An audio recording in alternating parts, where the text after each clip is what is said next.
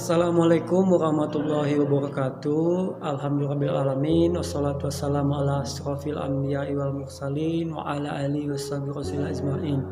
Amma ba'du. Alhamdulillah kita hingga pada saat ini semoga dalam keadaan sehat walafiat dalam pembelajaran daring bersama dengan Bapak Budi.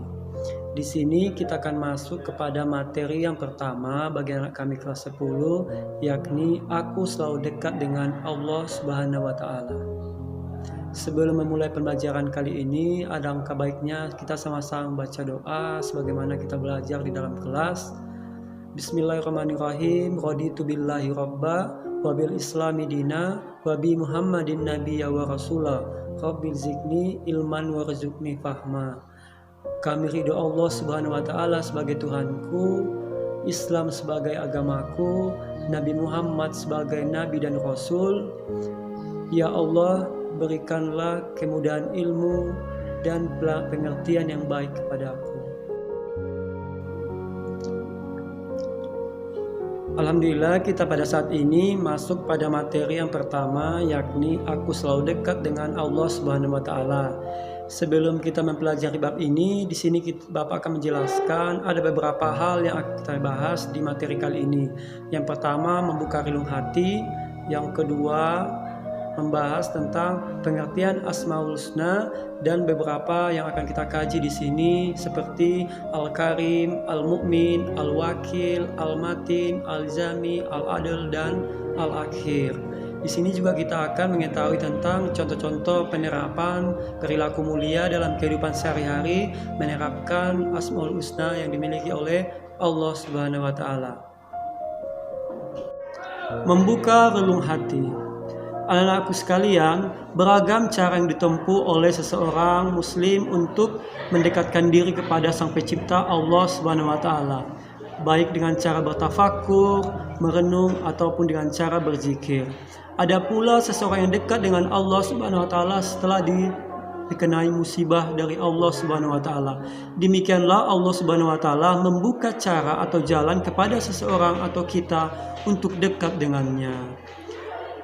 Sebagai seorang yang beriman, kita tentunya akan ingin selalu dekat dengan Allah Subhanahu wa taala. Kedekatan seorang hamba dengan Tuhannya tentunya akan mengantarkannya kepada fasilitas hidup yang sangat baik. Sebagai contoh, seorang anak yang dekat kepada orang tuanya atau seorang bawahan yang dekat kepada atasannya, tentunya apa yang diinginkan akan semakin lebih mudah untuk didapatkan. Begitu pula dengan kita, semakin dekat dengan Allah Subhanahu wa taala, maka kita dapat menginginkan apapun yang kita inginkan kepada Allah Subhanahu wa taala. Karena Allah Maha menguasai segala sesuatunya. Karena Allah dengan asmanya, Lahu ma fis samawati wal ardh. Allah penguasa langit dan bumi. Sehingga bagi kita sebagai orang yang beriman, jika kita dekat dengan Allah Subhanahu wa taala, maka kita akan mendapatkan jalan kemudahan hidup di dunia dan akhirat. Jalan lain untuk mendekatkan diri kepada Allah Subhanahu wa taala adalah dengan cara berzikir. Zikir artinya mengingat Allah Subhanahu wa taala dengan menyebut dan memuji namanya. Syarat lain yang sangat fundamental untuk mendekatkan diri kepada Allah Subhanahu wa taala melalui zikir adalah mampu mengendalikan hawa nafsu. Selanjutnya, bila kita menyebutkan asma Allah secara berulang-ulang, insya Allah akan menghadirkan rasa tawaduk di dalam diri dan merasa takut akan keagungan Allah Subhanahu wa taala. Selain dengan zikir, kita juga dapat melakukan kedekatan kepada Allah Subhanahu wa taala dengan cara berbuat baik kepada manusia atau amalan-amalan di dalam kehidupan sehari-hari. Sebagai contoh, kita membantu orang lain bukan dikarenakan orang lain membantu kita, tetapi semata-mata karena Allah Subhanahu wa taala memerintahkan kita untuk membantu orang lain. Kita memberikan sedekah kepada fakir miskin bukan dikarenakan mereka meminta kepada kita, tetapi karena Allah Subhanahu wa taala memerintahkan kita untuk berbagi kepada kaum duafa. Anak-anakku sekalian, dengan kepatuhan kita kepada Allah Subhanahu wa taala akan menjadikan kita seorang hamba yang selalu dekat dengan Allah Subhanahu wa taala. Nah itu, mari kita bersama-sama menjadikan diri atau hamba yang selalu dekat dengan Allah Subhanahu wa taala. Dikarenakan kita diciptakan oleh Allah Subhanahu wa taala untuk beribadah kepadanya sebagaimana terkandung dalam Al-Qur'an, surah Az-Zariyat ayat 56. Bismillahirrahmanirrahim. Wa ma khalaqtul jinna wal insa illa liya'budun. Dan kata Allah, dan aku tidaklah menciptakan jin dan manusia kecuali untuk beribadah kepadaku, kata Allah. Maka untuk daripada itu, marilah kita sama-sama mendekatkan diri kepada Allah dengan selalu menaati perintahnya dan menjauhi larangannya. Selanjutnya, untuk memperkaya khazanah kalian, di sini Bapak akan menjelaskan ada 7 Asmaul Husna yang dijelaskan sebagaimana dalam materi kita. Sebelum kita masuk kepada 7 Asmaul Husna yang akan kita bahas bersama, di sini Bapak akan menjelaskan yang pertama yakni pengertian Asmaul Husna. Asmaul Husna terdiri dari 2 kata. Yang pertama asma, yang kedua husna. Asma artinya nama-nama dan husna artinya baik atau indah atau agung.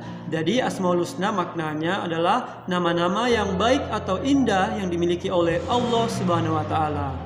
Boleh juga Asmaul Husna itu dapat diartikan nama-nama agung yang dimiliki Allah Subhanahu wa taala. Yang selanjutnya di sini ada beberapa Asmaul Husna yang akan kita kaji dalam materi kali ini.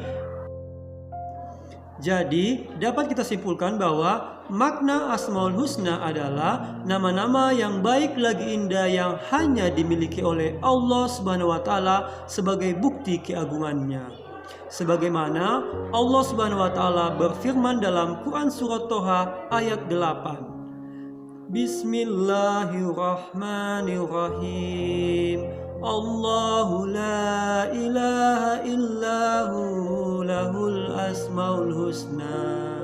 Yang artinya Allah Subhanahu wa taala yang tiada Tuhan melainkan Dia memiliki Asmaul Husna atau nama-nama yang indah.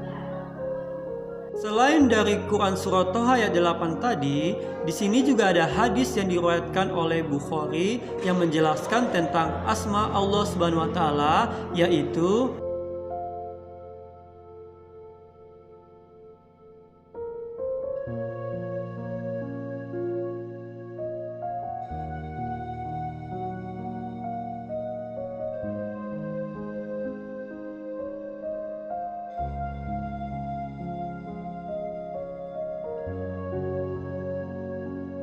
dari hadis tadi kita dapat mengetahui bahwa Allah Subhanahu wa taala memiliki 99 nama yang baik dan agung yang dimilikinya, di mana bagi kita yang dapat menghafalnya, insya Allah akan masuk ke dalam surga.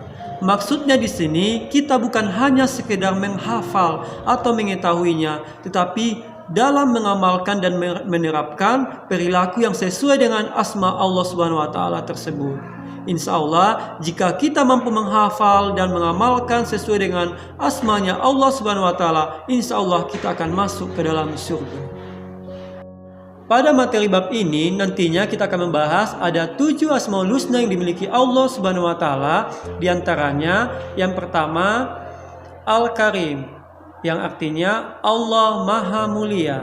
Yang kedua Al-Mu'min, yang artinya Allah Maha Pemberi rasa aman kepada hambanya. Yang selanjutnya Al-Wakil, atau Allah Maha Mewakili atau pemelihara. Yang selanjutnya yang keempat yakni Al-Matin, atau Allah Maha Kukuh. Yang kelima Al-Jami, yaitu Allah Maha Mengumpulkan. Yang keenam yakni Al-Adl, yaitu Allah Maha Adil. Dan yang terakhir yakni Al-Akhir, atau Allah yang Maha Akhir. Di situ nanti kita akan bahas lebih dalam tentang ada 7 Asmaul Husna di bab ini yang akan kita kaji, dan kita jelaskan tentang contoh-contoh penerapan mulia dalam kehidupan sehari-hari pada pertemuan selanjutnya nantinya. Di sini cukup sampai di sini. Kali ini Bapak menjelaskan tentang awal dari pertemuan kita, tentang aku selalu dekat dengan Allah Subhanahu wa taala. Semoga kita dapat menjadi hamba yang taat kepada Allah Subhanahu wa taala dan dapat selalu dekat dengan Allah Subhanahu wa taala. Insyaallah. Amin ya rabbal alamin. Di sini juga kita sudah menjelaskan tadi amalan-amalan, cara-cara untuk mendekatkan diri kepada Allah Subhanahu wa taala. Dan juga tadi sudah Bapak jelaskan juga tentang makna Asmaul Husna yang dimiliki oleh Allah Subhanahu wa taala. Sekian dan terima kasih. Billahi sabil haq, fastabil khairat. Wassalamualaikum warahmatullahi wabarakatuh.